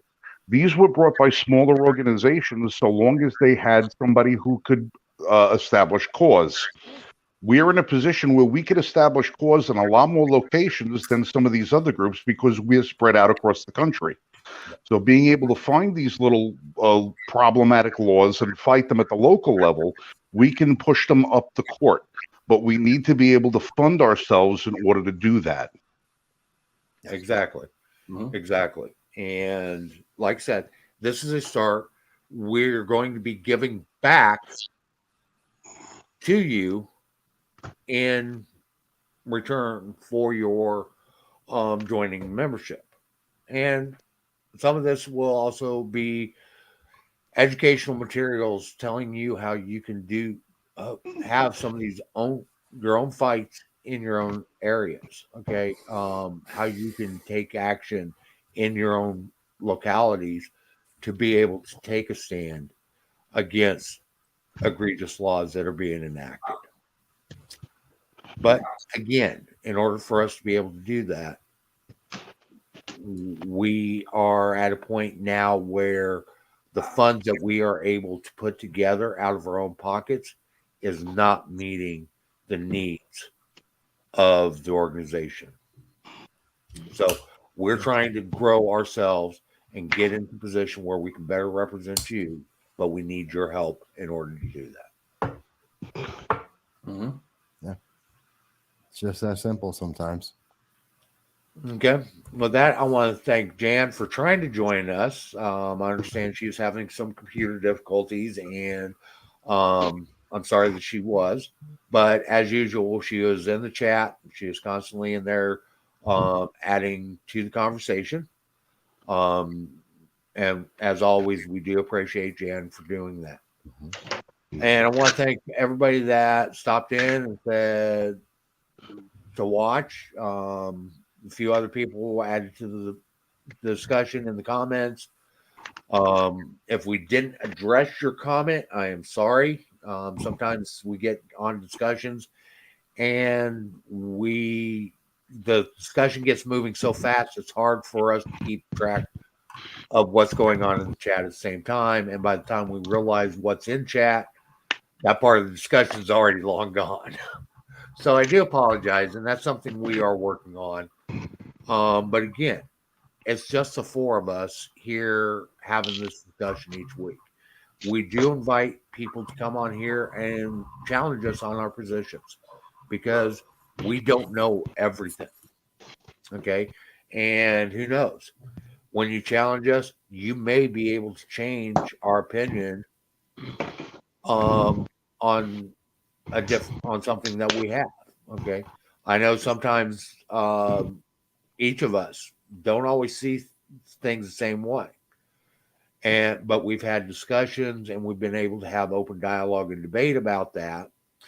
And sometimes we've changed our position. Other times we've decided that it's best that we just let it go because we can't find a common ground on that particular issue. But at least we had the discussion. And through those discussions, regardless of whether we've changed our opinion or not, we have learned some very valuable lessons and some very had some very valuable input on that. Okay.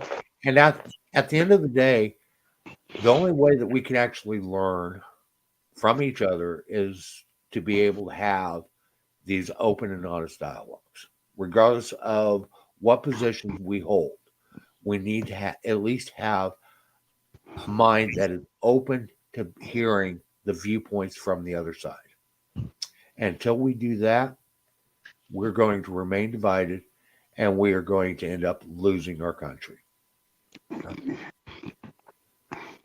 Well said. Yep. Okay, with that, I want to say again, thank you to everybody that stopped in and said and watched. I want to thank everybody that commented in the comments. And one of the best things that you can do to also help support us is to like, share, and subscribe to our streams. Okay, we are here every Friday night, 9 p.m. Eastern, having discussions like the one that you've seen tonight. Sometimes we get going down a rabbit hole, other times we stay more to the point. Either way, we always end up learning something. Okay, with that, I want to say goodnight. Not everybody. You guys be safe and shoot straight. All right. Good night, everybody.